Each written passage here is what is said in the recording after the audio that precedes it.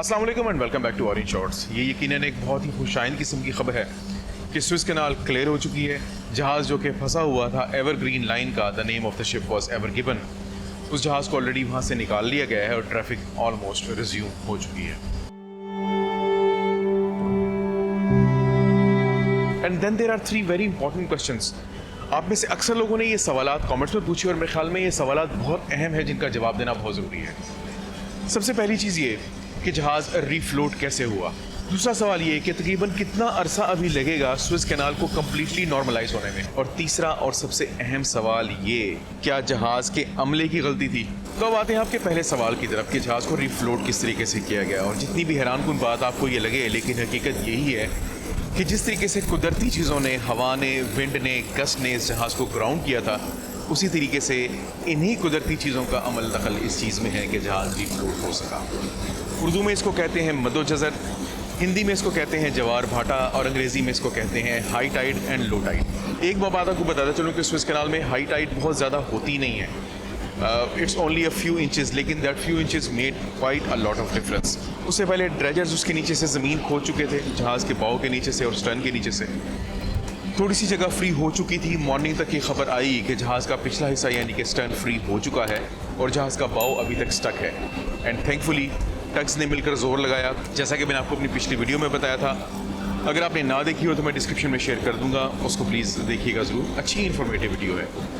बहरहाल टग्स ने जोर लगाया, स्लाइटली हाई टाइड थी and finally they were able to free the ship. और जैसे ही जहाज़ फ्री हुआ तो स्विस कैनाल टग्स की और बोट्स के हॉर्न्स से गूंज उठी।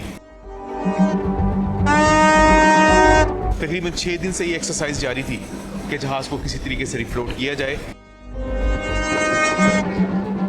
बड़े बड़े टग बोट्स, हैवी टग बोट्स, बड़े बड़े ड्रेजर्स, एक्सकवेटर्स, इन सब के आने के बावजूद हाई टाइड वो अमल था कि जिसने वाकई जहाज़ को फ्री करने में मदद दी। कुदरती चीज़ों की ताकत जो होती है, हवा की, पानी की, टेरेस आउटस्टैंडिंग, उसका असल अंदाज़ा आपको समंदर में आकर ही होता है।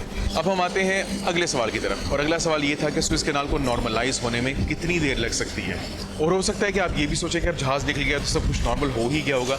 नहीं, एक बात का ध्यान रखें कि स्विस कैनाल में बैकलॉग काफ़ी हो चुका है। बहुत सारे जहाज़ ऐसे हैं जो कि इंतज़ार कर रहे थे ट्रांजिट करने का और वो अभी तक वहाँ पे खड़े हुए हैं, क्योंकि स्विस कैनाल की एक सर्टेन कैपेसिटी है। सुबह से लेकर शाम तक वो जहाज़ों को गुजारते हैं। एज आई सेड, जहाज़ बड़े हो चुके हैं, रात के टाइम पे नहीं जहाज़ों को गुजारते।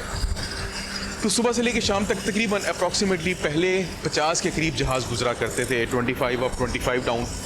दे are trying to increase this capacity कि थोड़े से ज़्यादा जहाज़ गुजारे जा सकें, ताकि वो जहाज़ जो कि एंकरेज एरिया के ऊपर खड़े हुए इंतज़ार कर रहे हैं ट्रांजिट करने का, वो जहाज़ भी वहाँ से गुजर सकें। तो ये first come first serve basis, और कुछ जहाज़ों को obviously if they have a delicate cargo तो उनको प्रायोरिटी की बुनियाद पे जहाज़ों को निकालने की कोशिश कर रहे हैं। But it can take weeks if not month, at least 2.5 weeks लग जाएंगे, क्योंकि तकरीबन 150-200 के आसपास जहाज़ वहाँ पे ऑलरेडी वेट कर रहे हैं और हर रोज़ नए नए जहाज़ आ रहे हैं जो कि एंकर ड्रॉप कर रहे हैं। और अब हम आ जाते हैं सबसे क्रूशल सवाल की तरफ, और क्रूशल सवाल वही है जो कि हमने वीडियो के शुरू में पूछा था कि क्या जहाज़ के अमले की गलती थी। क्योंकि हो यही रहा है कि बहुत सारे newspapers including the New York times, उन्होंने उस गांव से रब्ता किया जो कि उस जगह के करीब लोकेटेड है जहां पे ये जहाज़ ग्राउंड हुआ है। उस गांव के लोगों का कहना ये है कि हमने इससे ज़्यादा बुरे तूफान देखे हैं, उसमें भी जहाज़ यहाँ से आराम से गुजरते रहे हैं। और उनका कहना ये भी है कि इस जहाज़ के आगे और पीछे भी तो इतने सारे जहाज़ थे, किसी को कुछ नहीं हुआ तो खाली यही जहाज़ क्यों, सिर्फ यही जहाज़ क्यों। अगर देखा जाए और सोचा जाए तो बात मेरे ख्याल में लॉजिकल सी नज़र आती है, लेकिन it's not as simple as that. आप अपेरेंटली ये बात कह सकते हैं कि why this ship, why not any other ship, but things are quite complicated. Things complicated इस तरह से हैं कि जहाज़ की कमांड हमेशा जहाज़ के कप्तान के पास होती है। Like this is my ship, और अपने जहाज़ की कमांड मेरे पास है, चाहे जहाज़ के ऊपर पायलट आया हुआ हो चाहे ना आया हुआ हो। लेकिन जब पायलट जहाज़ के ऊपर आया हुआ होता है तो जहाज़ की कॉन उसके हवाले की जाती है। By con it means conductor of the vessel, कि जहाज़ को स्टीयर किस तरीके से करना है, किस तरीके से नहीं करना। ऑब्वियसली उसके सारे के सारे एक्शंस मैं रीचेक ज़रूर करता हूँ। अगर मैं किसी से एग्री नहीं करता, I have full authority and I have full responsibility कि मैं उससे डिसएग्री कर जाऊँ। लेकिन यार स्विस में कहानी होती ज़रा काफ़ी डिफरेंट है। स्विस कैनाल बहुत चौड़ी नहीं है। वहाँ पे मैंने बहुत सारे कैप्टन्स को देखा है कि जो गुजर रहे होते हैं तो बहुत शदीद किस्म के टेंस होते हैं, क्योंकि हर एक को यही डर होता है कि यार ये पायलट कोई गलती ना कर दे और पायलट की गलती की वजह से कि जहाज़ लग ना जाए, ऊपर से जहाज़ को तेज़ स्पीड में गुजारा जाता है। सुबह से लेकर शाम तक उन्होंने 120 किलोमीटर का फासला तय करना होता है और तकरीबन स्विस कैनाल के अंदर जहाज़ 12, 12.5, 13 नॉट की स्पीड से चल रहे होते हैं। इस केस में ये जहाज़ तकरीबन 13 नॉट की स्पीड से चल रहा था।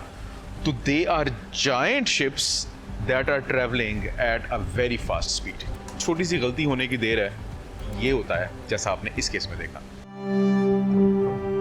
ऑर्डर्स क्विकली एग्जीक्यूट हो रहे होते हैं and if you ask me, some of the captains really do not find enough time कि वो एक एक एक्शन को, एक एक ऑर्डर को रीचेक कर सकें। फॉर एग्जांपल इस केस में जब ये जहाज़ 13 नॉट की स्पीड से जा रहा है straight in the canal, pilot ने गलती से अगर कह दिया कि हार्ड स्टारबोर्ड, आपके एबी ने यानी एबल सीमैन ने आपके जहाज़ को हार्ड स्टारबोर्ड दे दिया, आपका जहाज़ स्टारबोर्ड में स्विंग होना शुरू हो गया and with in a few seconds अगर कप्तान साहब को रियलाइज़ हो कि यार ये ऑर्डर गलत हो गया, वो हार्ड अपोर्ट कर भी देंगे तो जहाज़ जो कि 2 से 2.5 लाख टन का खुद होता है, मेरा जहाज़ तकरीबन 2.5 लाख टन से ऊपर का होता है जो बस उस कैनाल से गुजर रहा होता है। इतना बड़ा दो जब एक मोमेंटम पकड़ता है ना, तो उस मोमेंटम को काबू करना आसान काम नहीं होता। और इसमें आप फैक्टर इन करें इन चीज़ों को कि उस वक्त वेदर ख़राब था, सैंड स्टॉर्म आया हुआ था, हवा बहुत तेज़ चल रही थी, गस्ट थी, आपको नज़र आगे कुछ नहीं आ रहा था, इट वॉज जीरो विजिबिलिटी। आपकी एज अ कैप्टन वैसे ही हालत टाइट हुई होती है कि यार ये मुझे ले के अंदर घुस तो गए हैं, हम भी अंदर आ तो गए हैं, हमारे पीछे भी 16 जहाज़ लगे हुए हैं, हमारे आगे भी 13 जहाज़ लगे हुए हैं। बाय द वे ये जहाज़ अकेला नहीं था, इसके आगे भी 13 जहाज़ थे।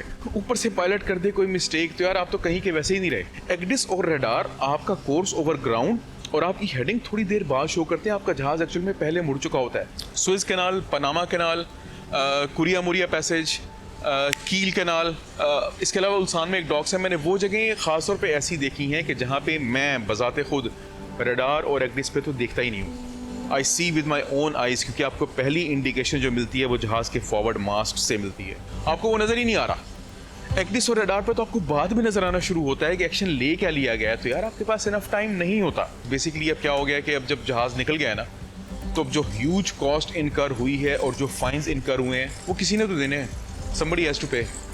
और जहाज़ के निकलने के बाद फिर शुरू होती है रस्साकशी।